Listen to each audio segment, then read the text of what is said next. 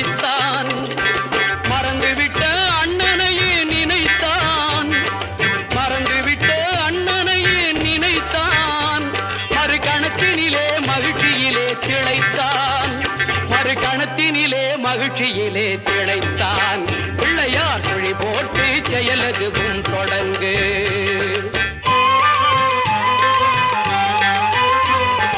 கேட்டதெல்லாம் கொடுக்க வரும் பிள்ளை. அவன் கீர்த்தி சொல்ல வார்த்தைகளே இல்லை. ஆட்டம் என்ன பாட்டும் என்ன அனைத்தும்